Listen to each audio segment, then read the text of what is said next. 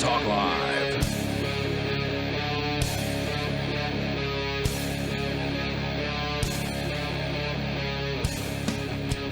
Welcome to, I believe, episode number 23 of the Free Talk Cast, where we talk about current events and issues from a perspective of peace, love, and liberty. With you today, of course, it's Aria. And Nikki. Real quick, I want to give a shout out to Nathan. Nathan is our latest Patreon because we are over on Patreon. You can find it at patreon.com/LRNFM, or you can find links to it probably in the description of this video or on our podcast page, which you can find at freetalkcast.com. It's all over the place. Or again, patreon.com/LRNFM. Nathan signed up today. So thank you so much for that, Nathan. Nathan is a silver level member, which is $5 per month. I think $3 is the lowest tier. I don't remember off the top of my head because I set this up like pretty much right after I got out of prison. Oh, well. So I had a lot going on then. But I want to say thank you for that, Nathan. And we do give a weekly shout out to one of our patrons. We had actually gone through all of our patrons, so we had none current to give a shout out to at the moment. Well, welcome, Nathan. Yeah. Glad you're here. Worked out really well. Oh, I don't have the cam switcher on, so it's just highlighting Nikki. So in the news this week, in addition to Bitcoin breaking that $100,000 mark, now this is weird to me because I saw it break $100,000 a few weeks ago. Yeah, but a lot of other people didn't. So I'm wondering, where did you see that? It was on crypto.com. Okay, so that's a very common source that I'm assuming. I was under the impression that it had already, hit $100,000 because I saw it with now it only briefly touched it was like $100,300, something like that, very low. And then of course it did fall back down to the 96,000 range, something like that. I don't remember exactly the trajectory that has played out since the election a month ago. It's been wild. Yeah, it's strange that wouldn't be the official breaking of $100,000. Well, this time it seems that a lot of exchanges saw its price go over $100,000, and I think it's currently under 100,000, but it doesn't matter, really. It doesn't. Big things happening in the crypto world, and I'm still playing catch up from the last 3 years of not being able to interact with cryptocurrency at all. So much has happened. Like there are now these programs that allow you to sort of deposit crypto as an investment, and they get some yield back from that. Usually with shockingly high rates of return. And Ian and I talked about this briefly on Free Talk Live while we were under pre-trial supervised release, but we couldn't explore it. We couldn't do anything with it. And now I can look into these things, and a lot has changed in the crypto world in the last 3 years. And I'm looking forward to seeing what's going to continue changing when Donald Trump, who yesterday took credit for Bitcoin reaching $100,000. Okay. And I mean, maybe like indirectly somehow the election, because it was interesting timing that it happened like right around the election. It just skyrocketed. So I actually don't understand the back end of that, like why that happened. Were more people buying crypto because Donald Trump got elected? That doesn't really make sense to me. It partially was that because we expect, like the current the current head of the SEC, Gary Gensler, is notoriously hostile to cryptocurrency. Yeah. And he has sworn to step down the day that Trump is sworn into office. Oh, perfect. Yeah. So that must have been it. So Trump is... So it's not Trump, it's this other guy. Well, kind of. It's partially Trump because Trump was going to replace him with someone who is friendly to cryptocurrency. Yeah. So we do have that going for us. It's going to be a much friendlier environment for cryptocurrency and cryptocurrency projects under the Trump administration than it has been under the Obama administration. So I'm expecting good things for the next few years because crypto, it's been heavily attacked by the government for the last several years. I mean, it was the Biden administration and their anti-crypto policies that put me in federal prison for distributing Bitcoin. Yeah. So which isn't illegal, but it's not. But it is. If I don't want to get into it again because I could spend a whole episode going into We've already done this. Okay, watch those other episodes. Yeah, but that was largely a result of the Biden administration and the change in attitude toward cryptocurrency. But now that attitude is changing drastically and wildly. And I expect good things for the crypto world in the future. Shiba Inu, I think, believe it or not, is a cryptocurrency to watch. It's meant to be a sort of competitor to Dogecoin, but Is it a shit coin? It is. Okay. There's hundreds of trillions of these things out there in circulation. But the current head of development or the project manager, whatever the hell he is, he wants to change that. He wants to make Shiba Inu actually viable as a cryptocurrency. And one of the things they're doing is they're burning a lot of the Shiba Inu. So how would they do that because from my understanding, it has a lot to do with like the back end stuff of the cryptocurrency, right? So if it's not set up to be a real cryptocurrency, well, it's usable as a cryptocurrency, but it's set up to be very, very inexpensive. Right? Okay. It was set up to always be, you needed 1 million of them to have a penny or something to that exactly. effect. But then like we saw with Dogecoin where it just got popular because of Elon Musk, then it's like, wow, this is worth 50 cents now. Are you kidding me? And they want to do something similar with Shiba Inu.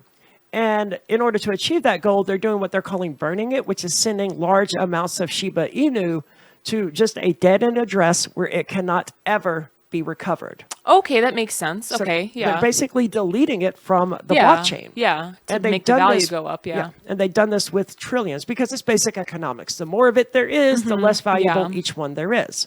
So this makes the circulation much lower. It's a really slow burn rate, all things. I mean, yes, they burned $50,000 worth of this stuff a few days ago, but there's like $500 million out there. So it's not very much that's actually getting burned, but you could still take $100 and buy like 9 million Shiba Inu and just sit on it and see what happens over the next 2 or 3 years. Yeah. This is not financial advice, right? Shiba Inu could crash and burn. It's been around about as long as Dogecoin at this point, so it's probably not going to crash and burn.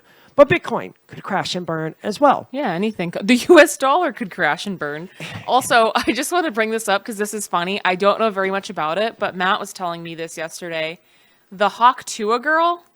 Oh, yeah, she got into crypto. And it did not end well. So bizarre that this girl, like, had this weird, like, was supposed to be 15 minutes of fame and then, like, started a podcast. Like, some podcaster, what is it called? Like, producer must have contacted her and was like, hey, do you want to start a podcast? Now she has a podcast. They always do that. The Cash Me Outside girl, she decided that she wanted... Well, she's a rapper, too. She wanted to spin it into a rap career. Yeah. And some music producers like, yeah, girl, you got this. The Supermam from GameStop a few years ago tried to do the same thing and release some sort of podcast or music album. These people, when they get their 15 minutes of fame, they're like unwilling to ride that wave. Yeah. And they're like, I want to make this, I want to be famous forever. Which is fine, but you need to have something Adria, go lay down. You need to have something of legitimate value. Yeah. To like provide the world, right? Like you have to be really interesting. So the Hawk Tuah girl, I don't know, whatever. But the crypto thing doesn't seem particularly interesting. I mean, she doesn't. Honestly, if that was me, I just want to just really quickly. If that was me, I would be mortified that was like my claim to fame was. And of course, like there's nothing really wrong with what she said. It's just very embarrassing that that's the thing that everyone was talking about. And like, that's why she's famous. Yeah. And now, but it's kind of cool that she's like, whatever, I'll rep it. If everybody knows me as the Hawk Tuah girl, because that's what her podcast name is, like Talk Tuah or something. Oh my God. Of course. But anyways, so the crypto, I don't know much about it, but apparently a bunch of people bought it because I guess a lot of people are following her now. I have no clue why, and then I guess I don't know if it was unclear whether it just, what happened exactly. I don't know if you know more about that, but it seemed like there were very high fees and no one seemed to know where the money for the fees was going. And no one seemed to be able to actually withdraw their tokens. I think this was an ERC20 token, which like we could go and make an ERC20 token right now. It would take us a few minutes to do at the most. But we could also make a Bitcoin Cash token if we want to do that. So what the technology behind this is really simple and relatively user friendly. I don't know a whole lot about it. I just saw a few things here and there, but apparently it was just botched from the beginning because she doesn't understand anything about crypto. But I would assume that it has honestly nothing to do with her and somebody else is doing that. Like, I assume she has nothing to do with this really, aside from being like the star poster child for, or whatever. Like, it's my coin, and obviously somebody else is doing it. So apparently that person also didn't really know what they were doing, or they were using her to scam people, because I heard people lost millions of dollars. I suspect it was that, because, I mean, she set herself up to be exploited. You're going into this extremely complicated space. Cryptocurrency is not overly simple. And if you want to develop and release a cryptocurrency token on the Ethereum blockchain, you need to know what the fuck it is that I just said. Well, didn't this happen with Kim Kardashian too years ago? I think Kim Kardashian, or maybe it was NFTs or something. I know she got fined by the SEC for promoting something. Oh, she was promoting something. That's what it was. Yeah. So my point was, this isn't the first like kind of celebrity. No, certainly not. That has gotten involved in the cryptocurrency world. And I mean, even Kim Kardashian, she was just doing a promotional deal, like was just doing like a commercial, like celebrities do commercial, for like McDonald's or whatever. It doesn't mean they actually eat McDonald's. It just means that they got paid a lot of money to do this commercial, and it's kind of part of the industry. So, I mean, I don't really blame Kim Kardashian for not knowing anything. The Hawk Tuah girl, this is much worse because it was her coin. She was allegedly directly involved. Yeah, right? So a little bit different than just like doing a promo and it not ending well. This sort of thing, it's relatively common, though. It happened a lot during 2017. One of my social media networks recently reminded me that I used to run this website called cryptocurrencycheck.org, because this was in 2016, 2017, during the height of the ICO craze. That's an initial coin offering. It's like, hey, give us a bunch of money, and 6 months from now, we'll give you a cryptocurrency, that kind of thing. And they were everywhere. And most of them were scams.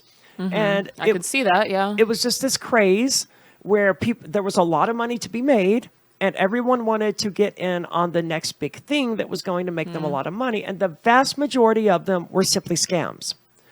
And then the same sort of thing happened with NFTs a few years later.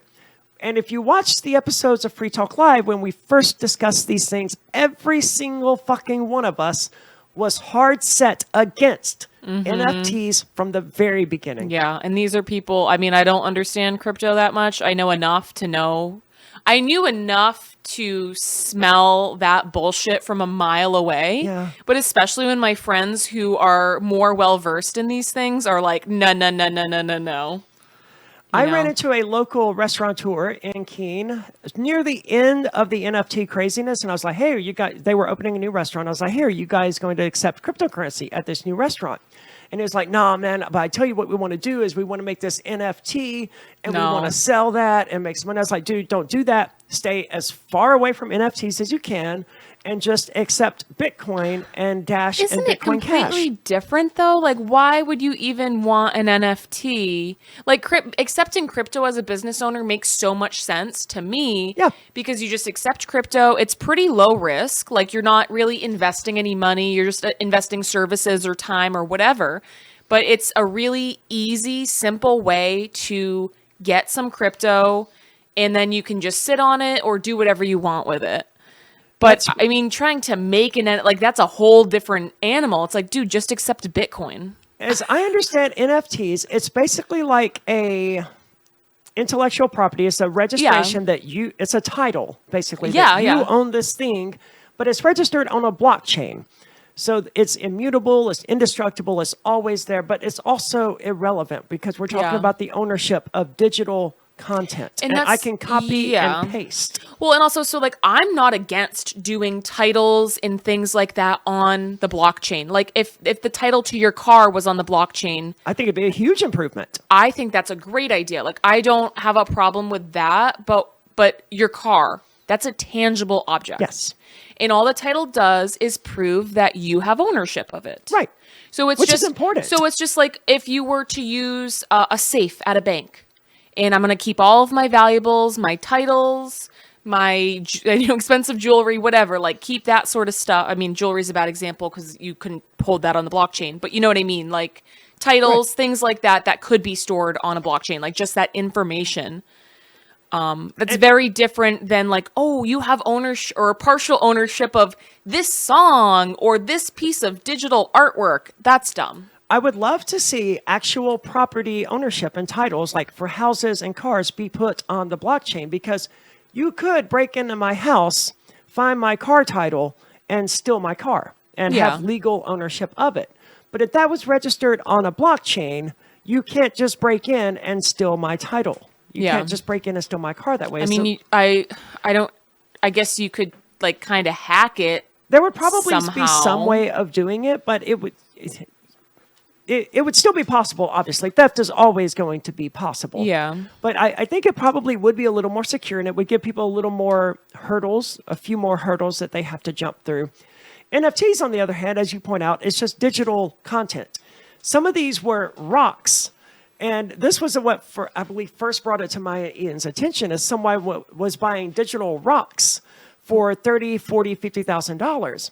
And it was literally 6 pixels. It was 2 by 3 pixels. Are you kidding? Yes. No, sorry, I'm not kidding. You're serious, sorry. Yes, I'm completely serious.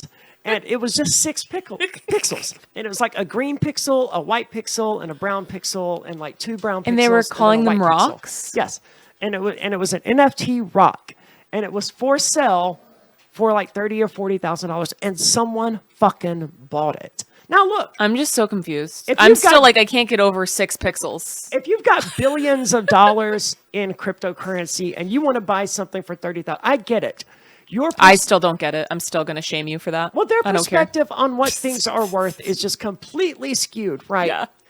To me, like, I'm not wealthy by any means, right? But I'm not going to, if I could buy some stupid painting for $1 from a kid at PorcFest, I'm going to do it. Yeah, that's But for nice. someone who only has $5 to their name, $1 is way too much to spend on some useless painting.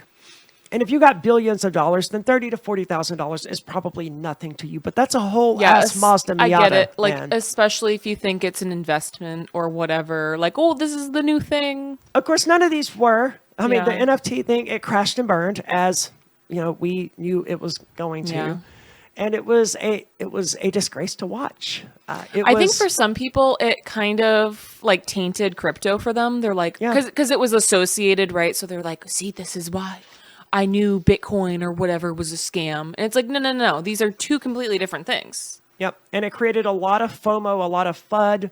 Yeah. It was just a disaster. And the true crypto advocates, like myself, Ian Freeman, you, Matt, so many other people were like, no, stay away from NFTs. They're stupid. They're bad.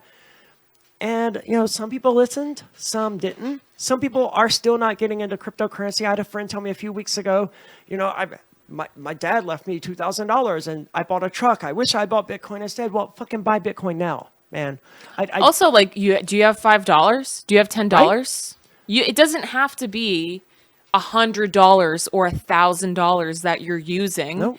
It probably shouldn't be that much. No, well, and that's for any investment or any, you know, purchase or whatever, but especially like investments. And of course, this isn't financial advice, whatever, but I would usually recommend that people not invest more than they could lose. And I even say that about lending money to people. If I'm lending money to a friend, but I recognize that I'm taking a risk that I might never see that money back. Right. They might never pay me back. Reality. They might die, you know, to take it to an extreme. So if I don't have $500 to lose, I'm not going to lend you $500. You know what I mean? It's just... That's a good rule to live by. And if I don't have $500 to lose, I'm not going to go buy $500 in Bitcoin right now, even though it's at, you know, $90-something thousand. Right. And I think they believe that, oh yeah, but now if I buy it, I'm not going to make millions. No.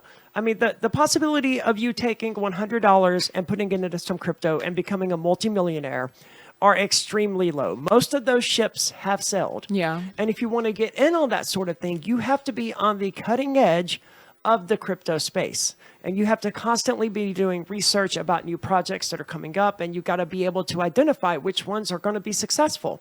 And that's almost no one. Yeah, but and also what a strange mindset to have to be like, I don't want to get into something or invest in something unless I'm going to make thousands of dollars Yeah, or that's millions true. of dollars. I don't know how much. I've never done the math on my investments versus or money I put in versus what I got out of crypto. I kind of don't care. It just sits in my wallet. Whatever. But even if But you only it's make $1, that's still a dollar that you did not have before. absolutely, and I don't really even have that much crypto, but it has gone significantly up since I have received it from wherever I got it, right? It has So indeed. I have definitely at least made some money. Again, I'm not really interested in taking it out or exchanging it for USD, so that doesn't even really matter to me. It's more just interesting and I just let it sit there or use it, whatever. You mentioned it makes sense as a business owner to accept Bitcoin, and I I want think to, so. yes, absolutely. And I want to sort of support that. There's this automotive mechanic in Keene, New Hampshire, who for a very long time has accepted cryptocurrency as payment. It's Wilder Automotive for anyone curious. And I'm a longtime customer of his. I initially began going to him because he took Bitcoin, and I was in a place where I had more Bitcoin than I did money, or USD rather. So it was beneficial at that time in my life to go to someone who accepted Bitcoin as payment, or Bitcoin Cash in that particular case. And so I did. And so did Ian, and so did several others, simply because he accepted cryptocurrency as payment. And there was a barber as well that I know dozens of people who literally were Yep. just going to him. Like they don't care what barber they go to. They're guys. They're just getting a normal guy haircut. They could go to anybody, right? But they're going to this dude specifically because he accepts crypto and they either have more crypto than USD, like you said, or they just want to support someone who is accepting crypto. The story with Wilder gets a little crazier because I took my Eclipse to him recently and I picked it up and I asked him, do you still take cryptocurrency? Because I haven't been able to do that in like 3.5 years at this point, and I wasn't going to spend cryptocurrency then. I was just curious if he still took it. He was like, honestly, I don't even know where the tablet is for that anymore. I mean, I could probably dig it out if you want to do that. I was like, no, that's fine. I was just curious. And he was like, I haven't given that any thought in a few years. Really? Well, you should think about it. 'Cause That's it's exactly way it. up. He was like, I haven't given it any thought. I haven't looked at it. I was like, really? You should go check on the Yeah. price of Bitcoin right now. He said, yeah, I haven't given it any thought. I was like, you should open it up right now because Bitcoin just hit $100,000. He was like, what? Really? I was like, yeah. That's so funny. So he's like so disconnected from the crypto world. Well, I'm sure a lot of people are, but And he's probably got enough Bitcoin after years of servicing my car and Ian's car and other absolutely. crypto people's. He could probably straight fucking retire on the cryptocurrency that he's had and that's just been sitting there because he's been Yeah. taking crypto for years. Back when Bitcoin was $4,000 or $5,000 per or even lower. Yeah. People were going to him and spending and Dash. he's in not the Bitcoin. only one, right? There are quite a few business owners just in Keene, New Hampshire, who have very similar stories. Yep. Where they were accepting crypto when it was worth a lot less. Yep. Like $90,000 less. Just for, whatever they're selling, pizza, hamburgers, bubble gums, whatever it is that they're selling. But it's such an easy way.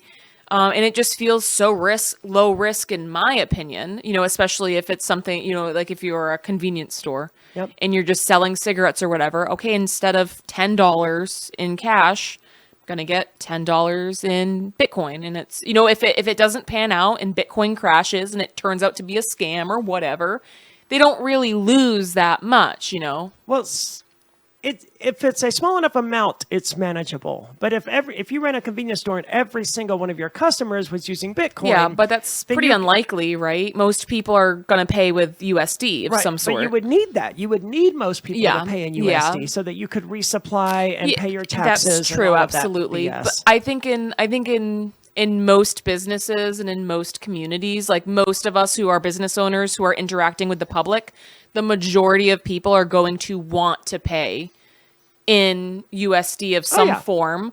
They're probably not even going to have enough crypto to pay for a lot of services, Well, that's the economics of it. To go back to economics again real quickly, like you want to get rid of the worthless money, Right. Yeah. You don't want to get rid of the currency that is going up in value. Yeah, that's why I rarely spend my crypto. Right. I want to get rid of my USD. If I have the option to spend dollars or Bitcoin, well, I know that a year from now, these dollars are going to be worth less than they are now. Like, I know that for a fact. That is a 100%. You can bet on it. It's going to be guaranteed. True fact that dollar is going to be worth less next year than it is right now.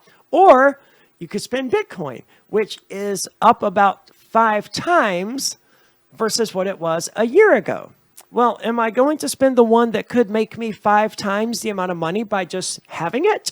Or am I going to spend the one that is going to guaranteed lose me money by having it? And it's a no-brainer. Yeah. People want to spend the currency that's useless and that's losing value. And that's part of why the US dollar is designed that way. John Maynard Keynes had this idea that if the money was constantly getting less valuable, then people would be more inclined to spend it. And we would have this economy where money was just constantly being spent and transferred from one hand to another. And it would slowly filter its way up to the top because of this inflation of the people printing the money. And then, so that didn't happen. Well, it did. It worked out perfectly. Like, the people at the top kept getting richer, and we kept spending money that was constantly worth less. Okay, I think I was misunderstanding what you're saying. I was backwards. Okay. It worked beautifully. It made the banks so much richer. It made the politicians, the elites, the billionaires. And it made everybody else poorer. And we're just constantly getting poorer. The dollars that you have now buy, I think, 3% of what they bought in 1913, whereas the Bitcoin that you have now buys tens of thousands of times more than it bought in 2013. So this is interesting. I've heard a lot of, especially like older boomer people say that, oh, well, it's relative, right? So, you know, I was only making $1 an hour back then. Yeah. And now I'm maybe making $35 an hour, or minimum wage in some states is $15 or $20 an hour. So they're like, yeah, things cost more, but I'm also making more money because they're like slowly raising the minimum wages. And, you know, so to me, I mean, that obviously isn't how it's panning out, right? Because we're seeing that so many Americans are struggling. Right, they more than ever. Proportionally. More than ever, right? So, especially middle-class Americans, like I'm not talking about people who are on welfare and who are very poor. I'm talking about like normal, lower middle-class Americans. Groceries have never been more expensive. Clothing, like everything is so expensive. Rent is so expensive. Utilities so expensive. And people have never been struggling more. So clearly it's not all relative. You know, like even though these people might be making $30 an hour, $30 an hour isn't cutting it. Nope. You know, like they're going to have to be making $100 an hour. And that's just not really realistic in most fields. So, I mean... And then once you start paying people, if you raise the minimum wage to $100 an hour, which is, you know, what some of these crazy liberals want to do, then you have to increase the prices of the goods. Absolutely. Because you have to pay those people. Walmart has to pay their employees. But for some reason, it's like, no, Walmart and McDonald's are just greedy corporations, and they can afford to pay their workers all this extra money. It's like, well, let's do some math. I mean, how many people does Walmart employ? You want Walmart to, even if they were doubling their each employee's income, Walmart would go out of business. Yeah. You know, even people have done the math though. Like if this CEO split all of that $300 million across all his employees, it was like 13 cents per employee or something. Yeah. What the hell are they going to do with that? You know, it's just, it doesn't, you know? Yeah, it's just... It's the greedy corporations. And yeah, they are greedy. I'm not going to say they're not. Walmart, McDonald's, they're fucking evil. They're greedy. But it's not like the solution. I think people are blinded by what the real problem is. Yes. The real problem isn't McDonald's. If you don't like McDonald's, stop eating at McDonald's. Don't work at McDonald's. Go work for a company who you feel is more ethical. But that's not why the dollar is worthless. That's not why Americans are struggling to buy groceries and clothe their children, you know? Excellently said. No, the real reason for that is the inflation of the US dollar that we've been seeing. You can look at the graphs online, inflation of the US dollar since it was created in 1913. Because yes, in case you don't know the history, the US dollar was created in 1913. And before that, it didn't exist. There were other forms of money, some of which were controlled by the government, some of which were not. But the money in the hands of the Federal Reserve Bank, which isn't actually part of the government, but I don't want to get into that right now. For all intents and purposes, it's government money right now. Yeah. It has lost more than 97% of its value. So if you were holding on to money from 1913, $1 million or whatever, that $1 million doesn't buy you even 10% today of what it would have bought you back then. And that's not because goods got more expensive. It's not because of greedy corporations. It's simply and easily because of the USD just being worth less. Yeah. And that's a complicated thing to understand because it's a unit of measurement. Like, what do you mean an inch is less now than it was 100 years ago? An inch is an inch is an inch. And these people think a dollar is a dollar is a dollar. But no, you have to measure these things in relative to other things. Yeah, like buying power. Exactly. What does $20 get you? What did $20 used to get you in 1980? What did $20 used to get you in 1913? Yep. And every 5 years, every year that goes by, that buying power goes down. The money is getting you less. And that's by design. That's not conspiracy. They designed it this way on purpose to encourage you to spend it rather than save it, because there's no point in saving currency that's going to lose value. Yeah. Well, also, and then, if we get deeper into it, most people can't save their money. Also true. Yeah. Because we've been riding this ship of our money becoming worth less for so long that you just don't fucking have any left to save. Well, yeah, that's the thing. So many people are paycheck to paycheck, but also there's such this culture, especially in the United States, like very materialistic, like consumerism, whatever, where, people are unhappy. So then it's like, well, if you just buy this thing, if you just get a new car, if you just get a new TV, and then, it extends even to Christmas. Christmas is a great example where I fucking now hate Christmas. Children expect thousands of dollars of shit from their parents. People take out loans for Christmas. Yes, I see people rack up going, their credit card. Yeah. It's insane, and it's also, I can get so deep into this, but there's so many reasons, like Santa and whatever, keeping up with the Joneses, and I don't want my kids to think that Santa doesn't love them, so I have to get them a gaming PC. I don't want my kids to believe in Santa. Exactly. And people say I'm crazy for not wanting to lie to my children about Santa. And it's crazy to lie to your children. I was actually just reminiscing with Captain about this because last year he made like public service announcement that Santa wasn't real, and somebody called in and was so angry. And he said, my grandchildren listen to this show. Well, then your grandchildren are about to learn something valuable. Yeah, okay, first of all, we were just talking about drugs and prostitution. Why does anyone that still believe in Santa listening to this show? Like, not exactly age appropriate. And stop lying to your kids. Yep. Like they don't view it as a lie for some reason, but it absolutely is. And not only is it a lie, so many parents use it to blackmail their children. Oh, you're going to get coal for Christmas. It's so despicable and disgusting, and I refuse to have any part of it. And the other thing people say is like, oh, well, you're ruining their childhood. You're taking away the magic of Christmas. No, lying to them is ruining their childhood. Well, also, yeah, like learning that their parents will tell them lies is ruining their childhood. That's how I felt when I found out pretty early. And yeah, I felt, first off, it kind of made me feel like an idiot because I was the youngest in my whole extended family. So I'm like, oh, you all have been lying to me. Like, you just think I'm an idiot, and you've all been playing this like prank on me for years.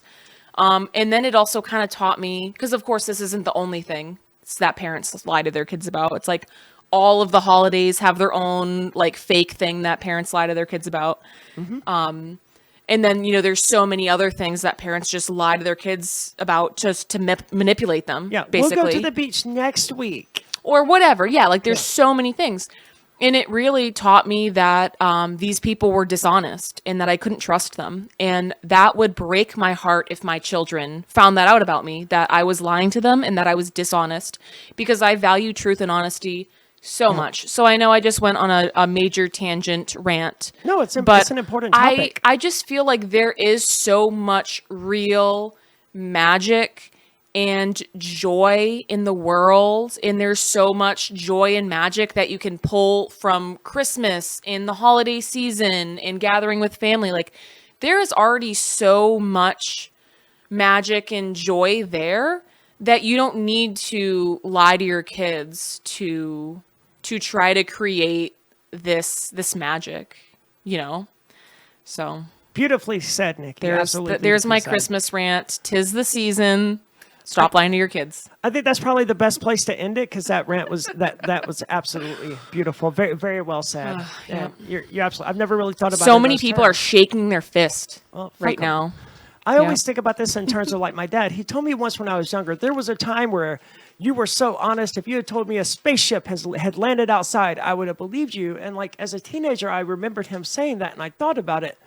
And he was like, his point was that at some point I started lying. And well, yeah. Where did you learn that? I learned that from you, man. Yeah, like children are honest, and they start off pure. Yeah. And they learn all of this shit from society and from their parents. It would have never occurred to me that I could express something that wasn't true until I learned it from him. Absolutely, yeah. Like, hey, he says stuff that's not true all the time. That's not just like, oh, you're a cute little kid, how sweet. No, that's like being trustworthy. Yeah. So thanks for listening, and we'll be back, of course, next week. This episode is actually running a little bit late. It probably won't get posted until sometime tomorrow. Sorry about that. Not that there's really a tight time frame on that, but thank you. Again, check out our Patreon at patreon.com/LRNFM. And, it is important, and I hate saying it, but like, share, and subscribe, because we are building this channel from basically zero at this point. So it would actually be tremendously helpful if you did leave a comment down there letting us know your thoughts on lying to children, especially about Santa Claus, because I'm of the opinion that a lie is a lie is a lie. But maybe you disagree.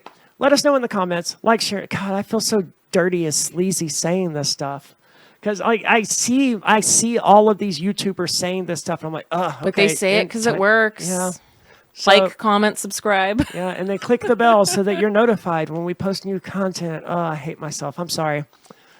Yeah. Anyway, that does it. I'm going to go hate myself now. Have a good day.